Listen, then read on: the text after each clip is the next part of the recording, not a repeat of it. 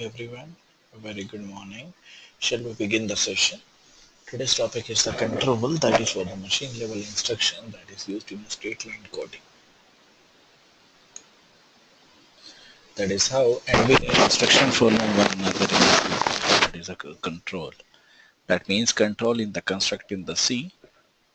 For example, conditional loops, for example, switches that also requires a conditional execution, where the sequence of operation that gets performed depends on the outcomes, whatever the outcome that is performed, that applied on the data. And the machine level codes or machine level also provides two basic low level mechanisms for implementing conditional behavior, that is test with the data value. They then either alter the control flow or the data flow based on the result of these tests, whether to perform these tests or whether to use these tests or not.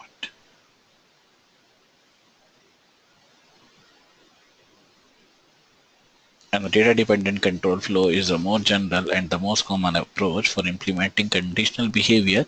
And so we will examine this first. Normally, we will take this control or this approach as a favorable approach for implementing the C and instructions in the machine code that is executed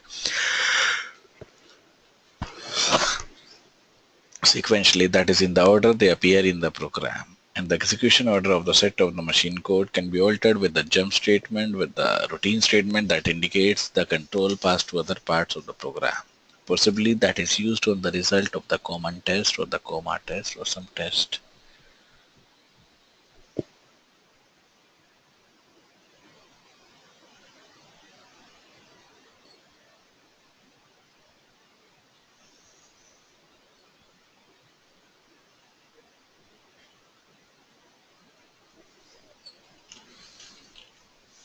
So the execution order of the set of the statements can be altered with the jump statement that indicates that the control is already passed to some other form of the program that is possibly contingent on the result of some test. And the compiler must generate the instruction sequence that build upon this low-level mechanisms to implement the control construct of the C. And in our presentation, we first cover the machine level mechanisms and then show how the different control construct of C are implemented with them. And then we can return to the use of the conditional data transfer to implement data independent behavior. Now condition sets, one is a CF, that is a carry flag, one is a ZF, that is a zero flag, one is a sign flag, that is SF, then overflow flag, that is a OF. One is comparing the instruction, that is CMP S2 S1 based on S1 minus S2, that is compare. Then again test S2 S1, that is based on S1 and S2. Then again test, so this is CMPB, compare the byte, CMPW, compare the word, compare the double word. Then test B, that is test byte, then test word, then test double word. So L is used for the double word. So this is a comparison and the test instruction that are comparing with updating the registers. For example, suppose we used one of the add instruction that is available to perform the evaluation of the C assignment, that is T equals to A plus B, where variables A, B and T are the integers. Then the condition codes would be set according to the following three expressions. One is a CF, unsigned overflow, ZF, 0, SF, T is less than 0, then OF, A is less than 0 and B is less than 0. That is signed overflow. So this is used with the legal instruction that does not order any instruction that is used, since it is intended to be used in the address computations. Otherwise, all the operations, all the instructions listed in this one that causes the condition codes to be set from the logical operation or for the logical parts, such as XOR, carry bit, overflow flag that are set to the 0. And for the shift operation, the carry flag is set to the last bit shifted out, while the overflow flag is set to 0. And for any other reason that is not delivered to this one, increment and decrement instruction also sets the overflow and the 0 flag, but they can leave the carry flag unchanged.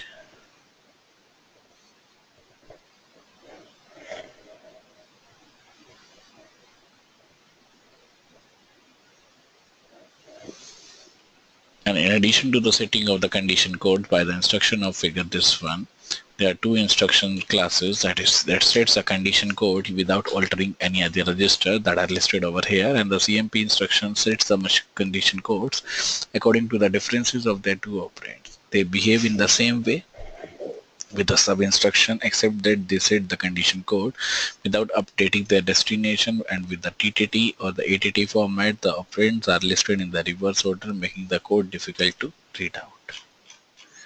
The next one is accessing the condition codes. That is, rather than reading the condition code directly, there are three ways of using the condition codes. That is either the set to the 0 or 1 on the combination of the condition codes.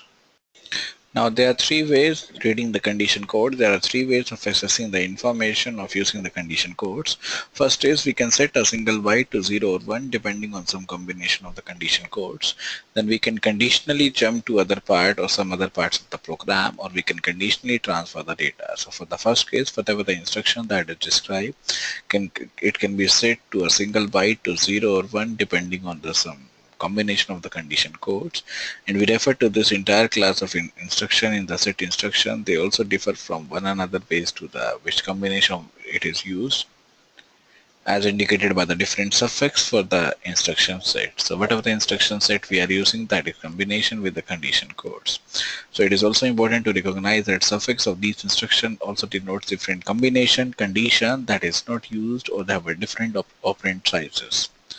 For example, instruction set 1, set B denotes set list and the set below. So set L means set list, as set B means set below, not set long words or the set bytes. And the set instruction is either one of the eight single byte register elements, or a single byte memory location at its destination, setting the bytes or setting up the byte to either 0 or 1, and to generate a 32-bit result. Whenever we are generating a 32-bit result, that is either must clear with the high order 24 bits, and that is a computation, that is a sequence to compute the C instructions expression, that is A is greater than B, where A and B are both of integer or type int, proceeds as follows. This is CMP1, this is set1, this is move ZB1.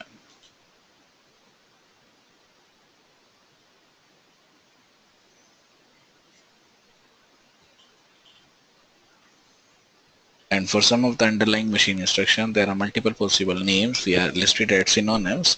For example, both set G for the set greater and the set NLE, that is set not less than equals to, refer to the same machine instruction that is used, and the compiler and the assembler makes the choices of which names to use. So we can use arithmetic and the logical operation that uses the condition code, that uses the description of the different set instruction that is applied to the cases where a comparison instruction have been executed. For example, when we use a computation that is t equals to a minus b, that is used with the a, b, and t are the integer that is representing in the 2's complement form by the variable a, b, and t.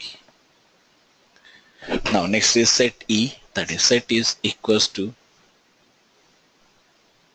the set when equal instruction. That means it is used with the set equal instruction.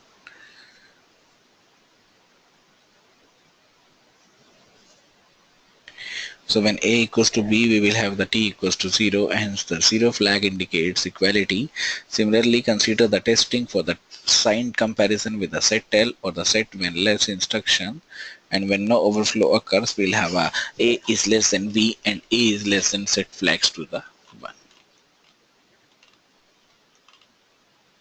Now this is used with the t equals to a minus b, then the carry flag will be set by the CMP instruction when this one and unsigned int is used with the combination of the carry and the 0 flags.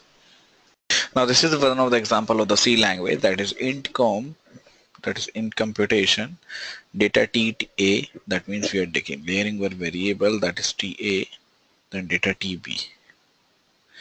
Again we are declaring one variable, that is tb, then return a cmpb.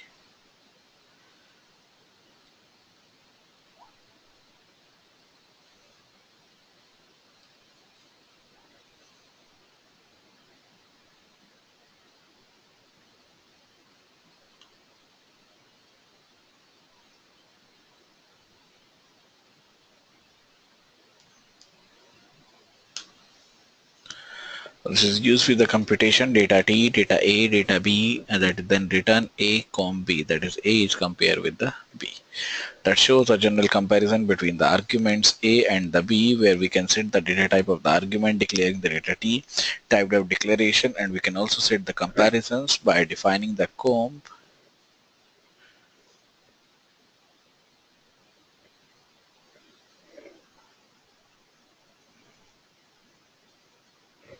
with the hash defined declaration. Suppose in percentage EDX, ABX for each of the instruction sequence, we are using the data type C, which compare comb, which causes a compiler to generate this code. This is CMP1, EAX, EDX, then set1, AL.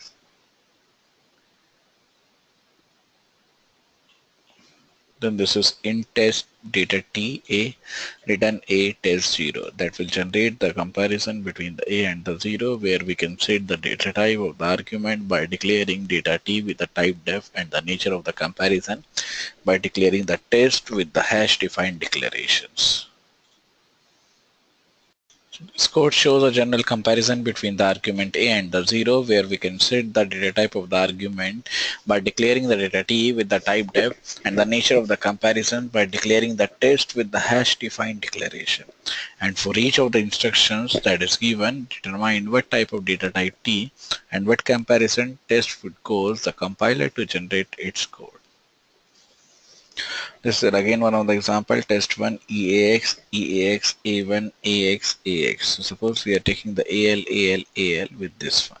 The next is jump instruction and their encoding. So using the normal execution, or under the normal execution, whatever the instruction that follows up, that is uses up. So this is used in the order they are listed, and the jump instruction can cause the execution to switch to a completely new position in the program.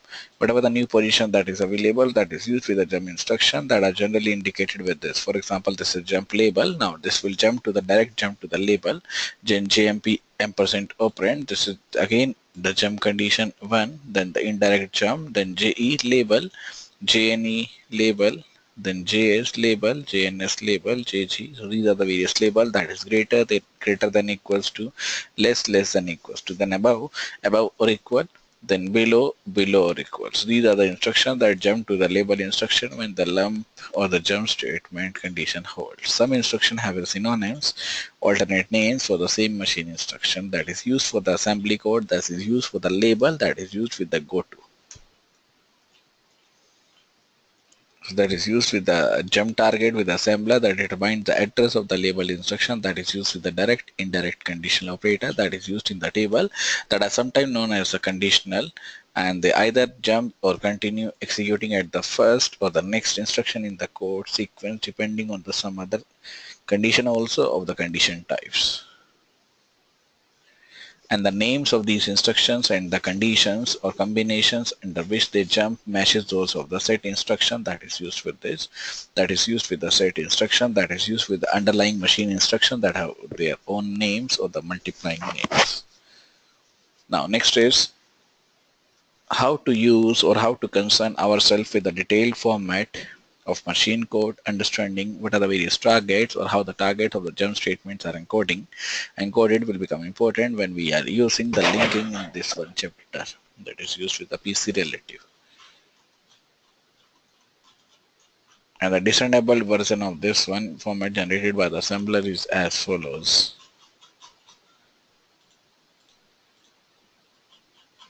Now this is the next code, that is void cond int a int pointer p, then p and a is greater than 1. This is used with the move, this is used with the test. That shows what are the various code that is used in the C language for the assembly language that represent the body of the function.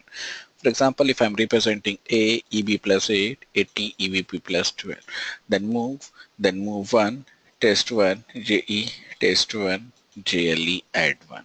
This is one of the program that shows. Now this is the alternative rule for transferring if statement into the goto statement. So this is t equals to test expression. Now if t, now it says that if it is t, then go to true, else statement go to done, then true, then statement done. This is the revise or rewrite the go-to version of the ABS differ based on the alternate rule. And can you think of any reason for choosing one rule above the other? So this is starting with the C code of the form int test, int x, int y, int val, then if it is used, if condition is used for this, then again if, then val, then again else, then val, else if, val equals to this. This is return val.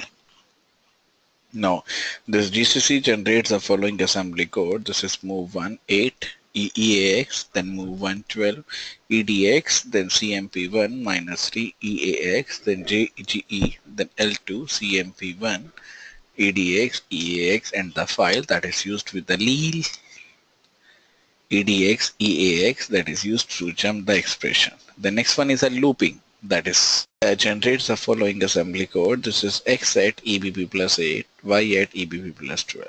This is move L.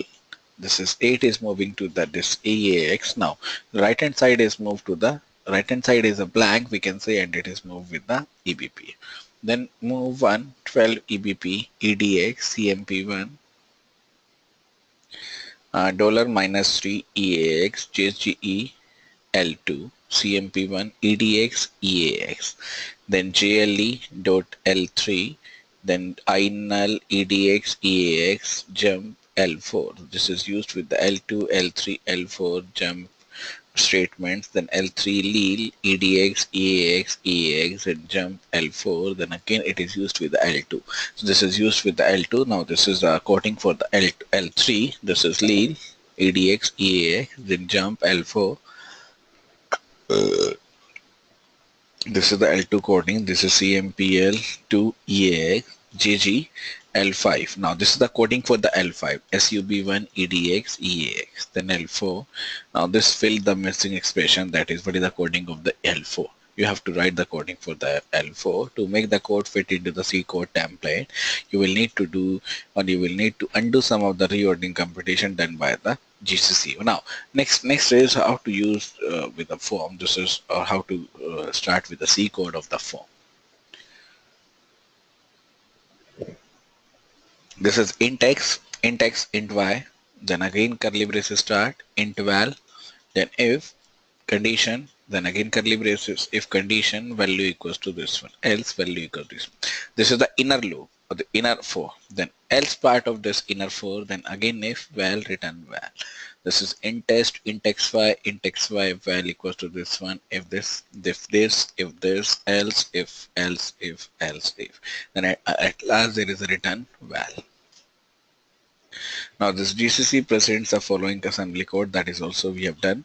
Next part is looping, that I'm going to take within the next class, that is in the tomorrow's class. And that is what is the looping, what are the various loops that provides with the C. For example, then there may be a do while loop, there may be a while loop, there may be a for loop. So till now, any doubts, anyone? So if there is any doubts, any query, you can ask the doubts. Thanks a lot everyone for listening me. We will meet not tomorrow, with the Monday with the new concept looping. All right. I'm sorry to say tomorrow because tomorrow is a weekend. So we'll meet on next week, that is Monday, with the new concept looping. All right. So thanks a lot everyone. Bye bye.